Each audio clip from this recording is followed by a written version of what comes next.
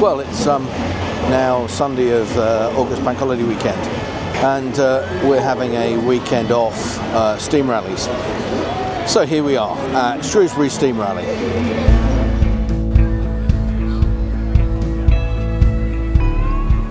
I want to try something different today. Yesterday I spent the day at Shrewsbury Steam Rally, and great rally, really enjoyed it, lots and lots of engines.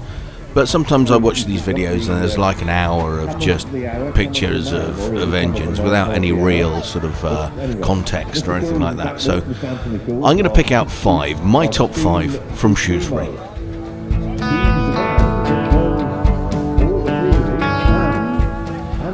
After my top 5, I'm also going to put the full video that I took of the Grand Parade of engines entering the arena. That's 25 minutes in length, so yeah, stand by for some great video.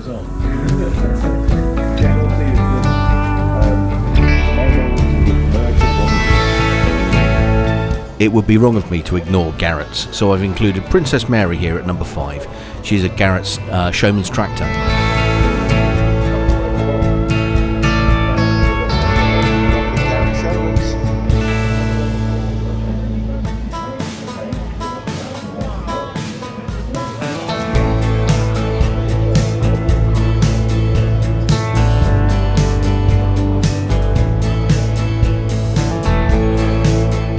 At number 4, I've included this fantastic Fowler ploughing engine.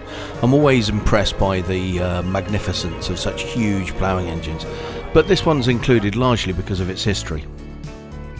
It was the last steam engine owned by the British Army. Originally destined for Russia, she was intercepted by the Germans and employed during World War I, and then acquired by the British Army in the 70s.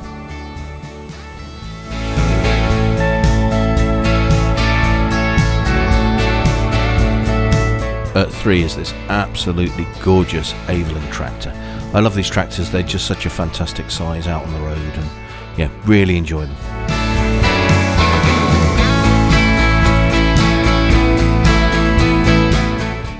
At number 2 is this Wallace and Stevens traction engine Panther.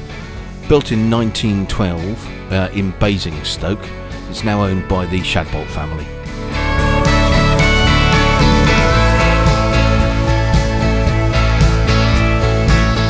And my own number 1 for Shrewsbury is this incredibly impressive half-size Davy Paxman traction engine, built over the course of 30 years by the current owner, who manufactured everything from scratch, completely scratch-built engine, all the castings, all the parts, machined by the owner, Mr. Dakin from Sandbach in Cheshire.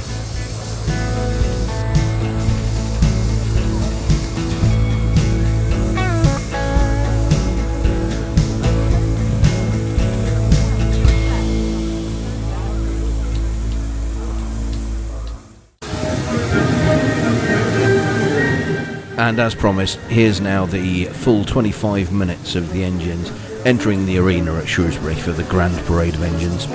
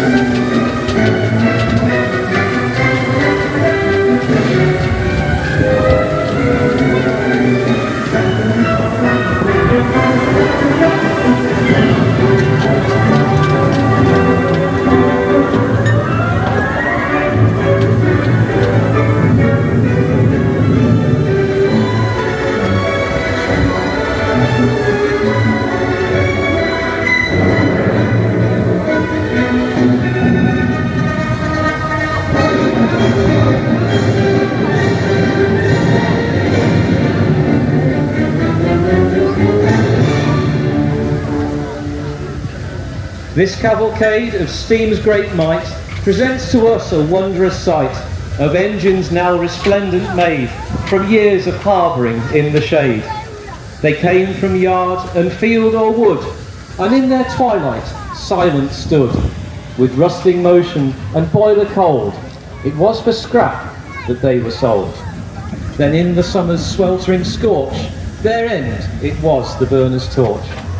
But some from this grim fate were taken, the slumbering giants gently awaken. With lavish care from owners new, they are but now the chosen few, that represent a lost great power, which we present to you this hour.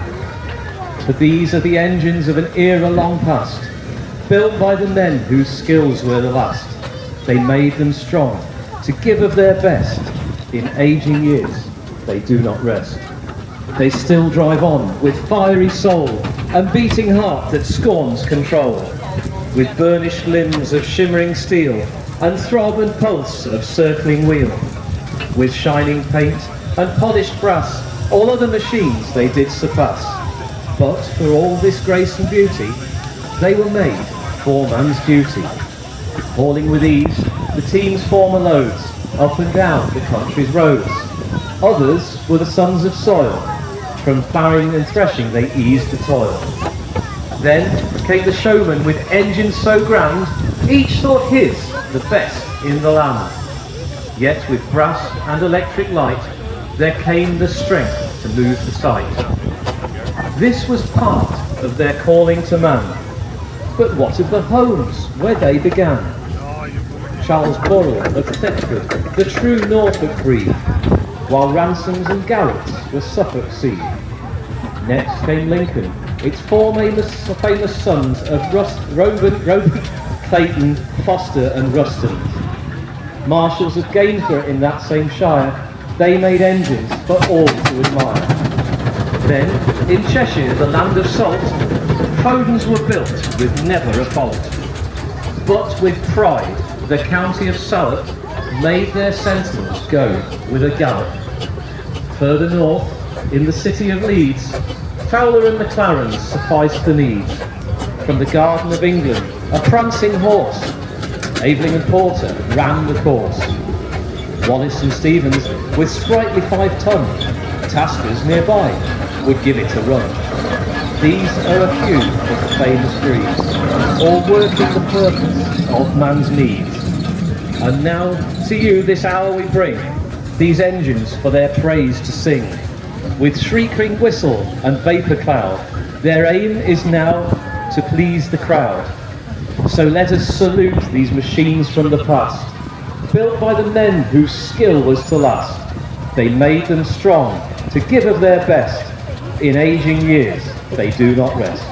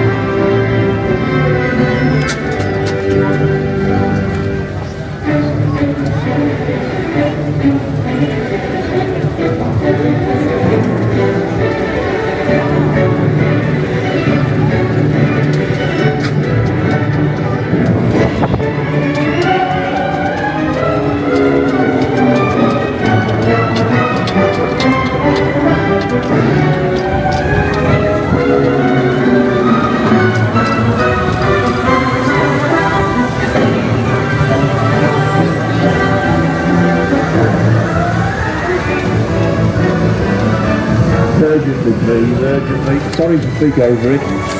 Could you be...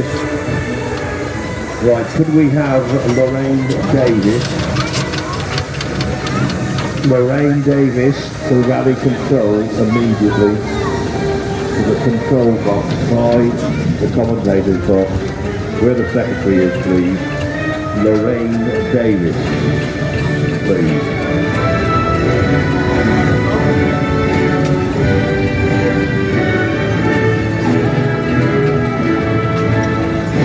Again, Lorraine Davis to rally control.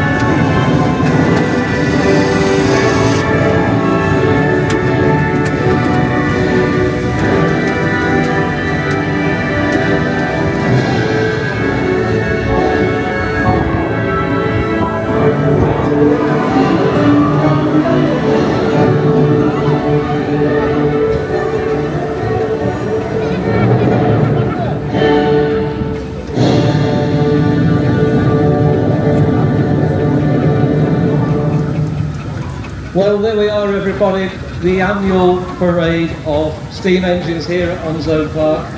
Just while they try and sort my volume out a little bit, I think I'm booming. I think you'll agree that, as ever, this is the most stupendous display of steam power that you will see in the Midlands, if not the UK. So, rather than read through the programme, I will do as I did last year. If you were here last year, I'm going to walk around the arena and describe the engines that we can see as I talk about them. So rather than read through a programme and you think, what on earth is he talking about, I'm going to look at some of the engines as they park up around the arena. So we began our parade with the fantastic Showman's engines. They were built for driving the rides and pulling the rides for fairgrounds around the country, from the 1880s, 1890s through to the 1950s. The last Showman's engines were used in the 1950s, places like Birmingham Onion Fair, Mott Fair, and the last one of the last owners was Pat Collins of Bloxwich in Birmingham, direction of Black Country, West Midlands. So these engines were made to pull heavy loads. So they're big, powerful road locomotives, but they also have a thing on the front called a dynamo. It's like an electric generator, so that was to power the rides themselves. So it's a mobile generator as well, so the electricity was there. You'll see these engines, some of these engines later this afternoon, back outside the fairground, doing the job they were made to do. So that generator there makes electricity to power the rides, like the Dodgers and the big wheel, and all that sort of stuff, aeroplanes, cakewalks. But it also provides electric lighting. And bear in mind, in the 19th century, early 20th century, electric light was something really exciting. In fact, Paul and Bosco's Electric Coliseum. Electric was one of the marketing tools that they used to say, this is modern, this is great stuff. In fact, there's a couple of Showman's engines you won't see in our lineup this afternoon because they are actually wired into the fair and working very hard. There's Raja, a little Borrell engine, naval bowls of Thetford, and a Fowler called Repulse, which is a blue engine there at the back of one of the rides. They are both working as hard as they did the day that they were sent out to their owners. Different colours, different makers, very ornate engines, lots of gold leaf, lots of brass, lots of copper, beautiful maroon burgundy colour. Quite usually that's the colour for Showman's engines, though. The Repulse is a blue engine. There is a story behind that. Go and ask the family who have it. But these are the absolute epitome of the steam traction engine as it was in the UK. Huge amount of preparation in getting them ready in the day. It isn't just getting steam up, it's cleaning them. And certainly you can see the amount of brass and copper certainly here. Thermite behind me, beautiful engine. A couple of these engines, one of their first couple of occasions out with us. So we have Endurance here, which is owned by the Goddards, and Stuart Phillips and family, who have Fermoy right behind me here. These two engines, local engines to Shropshire, but very fresh out this year. Superb restoration, but also engines, the other Showman's engines that you can see if you're moving down towards the other side of the arena, Frank Lithgow and families, the Dreadnought, again an engine that's been with us for a long time, Mike Priestner's Evening Star. So these are great Fowler and Borrell Showman's Road locomotives.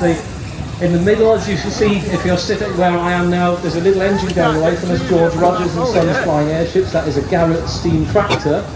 So but it's a Showman's engine again. It has a dynamo for providing light, but that would be pulling the smaller rides, things like sideshows and hook a duck and other things like that. Yes, Mr. Cook, I can see you taking pictures of me. I'll do you later. But so many varieties of steam engine. Another Showman's coming up here. The Foden Prospector. Fodens of Sandbach, more often known for their steam lorries and steam wagons, but we have a bit of a Foden theme this year. So a number of Fodens displayed at the bottom of the steam engine line.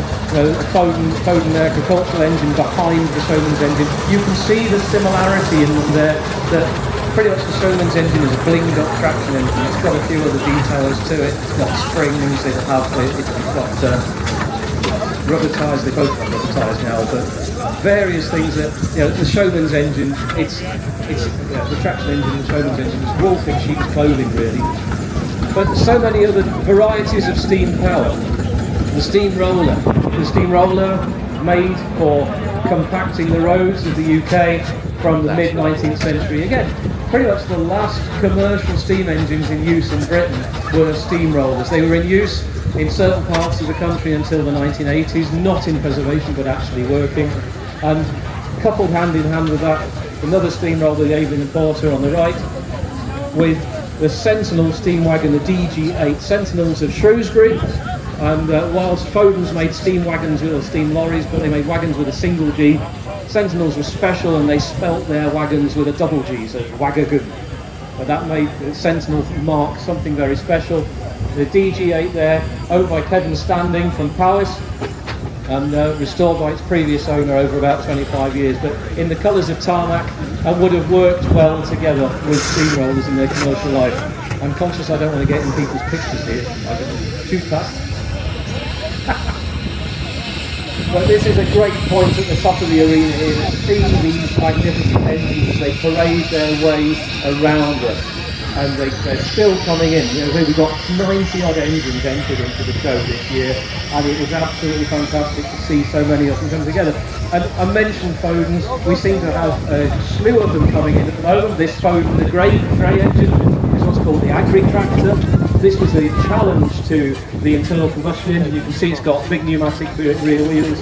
Its steam engine is enclosed. You can't see any of the moving parts, and that's there for direct ploughing. The Foden D-type tractor behind it is much more of what you would expect a conventional steam tractor, but a Foden steam tractor to look like with its over-type engine. And followed by a standard Foden compound traction engine. Compound means it has two cylinders and they use the steam twice. It's a little bit more technical than that, but it basically improves the economy of the engine. And behind that Foden traction engine there, the green one with the red wheels, is another Foden steam lorry. It's about a 5-tonner, and it's presented in the colours of the War Department, because bear in mind, although the steam engine is something that was created during peacetime, steam power found its use in many different applications, including with the military. So the steam lorry there in War Department colours, it's a personal favourite of mine, not just because it's a steam engine and it's different, but it reminds us that steam had its part in conflict as well as peacetime, and it reminds us of the human cost of conflict. There are some really awful accounts reading that people wrote from first hand of taking steam wagons to the front in France in the First World War. Really salutary, just to show how awful conflict and war can be. The Foden followed on by more Sentinels, the S-types here. They have a shaft drive, so the engine is mounted underneath the body as you see them go past. They're very much similar to a model lorry. The boiler is in the back of the cab, but the engine is underneath and it drives through a prop shaft to the rear axle. These wagons can keep up to their own with modern traffic.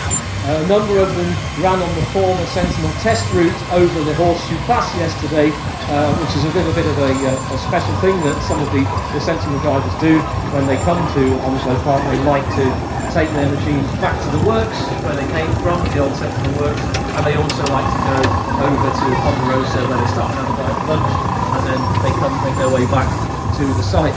So as I walk around the top end of the arena, heading towards the coffee and the donut people, we're walking past another showman's engine, another pair of showman's engines here. This is Evening Star, Mike Priestner's Evening Star, and Fowler engine, so made in Leeds. And you can see here on the side of the water tank that this is the arms for the two owls and the Latin there, pro lege et lege. Don't ask me what that stands for off the top of my head. GCSE Latin was a long time ago. But lovely to see. I do have a thing about that. So followed by another one, Fowler's Stone Star engine presented by Tom Frank in Cumnock. We have a lot of long-distance visitors at Shrewsbury. People love coming to Shrewsbury. We know you love coming to Shrewsbury as visitors, but our exhibitors love coming here as well. So to come bring your engine all the way down from Cumnock is a real sign of how special this show is. Followed on by the road locomotive. Foremost, down by presented by Joe Walker and family down from Derby. This engine, the decoration on it is very similar to a showman's engine, but it's not a showman's engine per se. It's a road engine. It spent a lot of its life in France, and Joe and his family undertook an incredible restoration on this engine. I said I'm biased towards Fowlers. I think it's perhaps one of the finest Fowler engines that you will see on the rally scene in the UK, if not the world, today. Now actually, those of you who are standing back where I am, you'll see in the little gap there, steam engines come in all shapes and sizes. So we talked about the steamroller briefly earlier. The little steamroller just between these two Fowlers, Old Butty, owned by Jez Kirkwood. This engine was made in the 1930s. It's a 1-ton steamroller, and it was made by Mr. Trotter, and he used it to roll around his property. So he rolled his drive with it, he rolled his lawn with it, and it's the most fabulous little engine that you'll ever see. And the size of the grin that Jez on his face, I think he's perhaps one of the happiest people on our site. But you know, the contrast between Old Butty at 1 ton and Foremost at probably 18-19 tons. The power that drives them is the same. The technology that they use to make steam and drive the engines is the same, but the complexity of them and the scale is something quite different. So moving past Foremost, we come to another very new restoration, new out on the scene this year, and this is I don't think it has a name particularly, but it's a big Fowler engine, road locomotive, initially operated by Cotswold and Company and Park Royal. It appears in a lot of famous photographs of engines hauling heavy loads up into the north of Scotland and elsewhere, and it's a real testament and tribute to the family who restored it and brought it to us. It came to us a few years ago and it looked lovely then. I think you'll agree, looking at it today, it is absolutely stunning. And yeah, all right, it's another Fowler and I like it very much indeed. How you doing? You're right. Heavy road engines, light road engines. So this is for hauling things like transformers and oil tanks and boilers and big heavy loads. At the other end of the spectrum, you've got what I would say is probably your Ford Transit of the steam world, whether that's a Foden steam or before that, one of these. This is a Foster steam tractor. This is owned and restored by Ken Milnes, our vice chairman, and his family. His son Jacob is on the regulator there, and his cousin John steering. This was made for a showman, but it wasn't made for a showman in terms of a showman's engine to drive rides.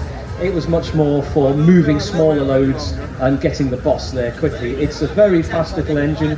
It's called Nip-On Kid, and it does. It nips on quite nicely.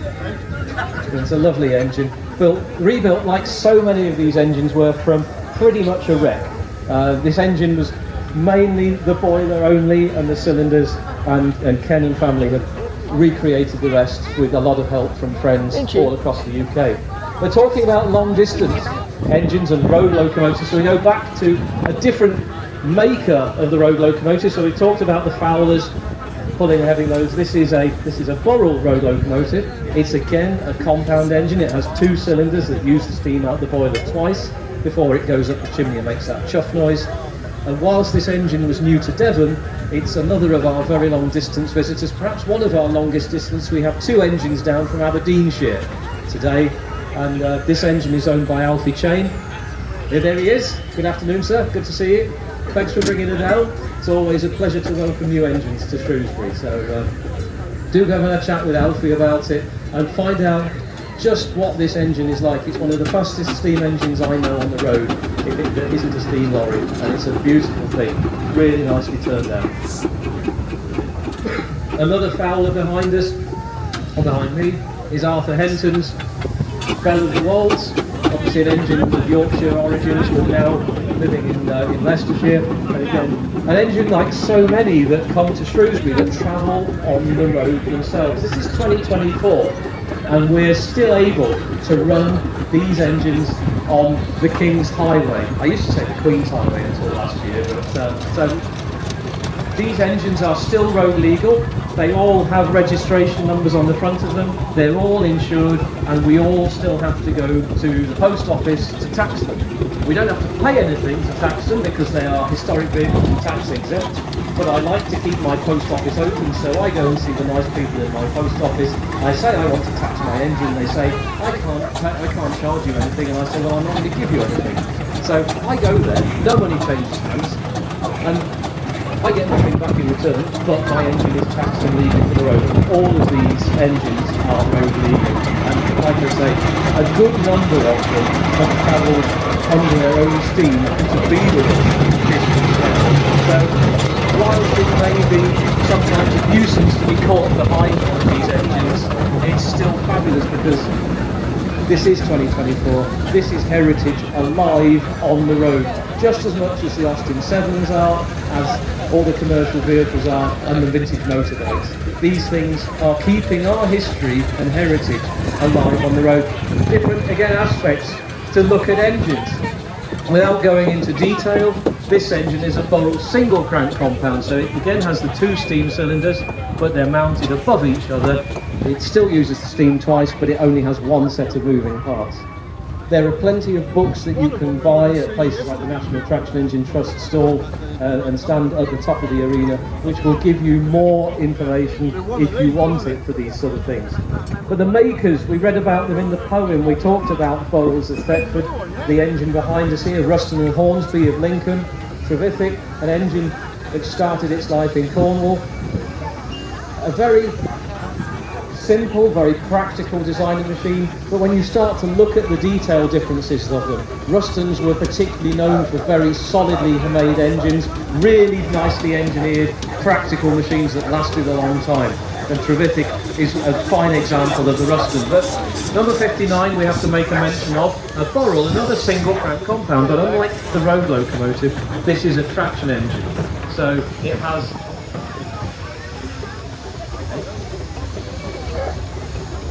oh yeah, they're not wanting me. Sorry, there's people on the phone on this engine. I thought they wanted me. Apologies. So this is a woudl traction engine. So unlike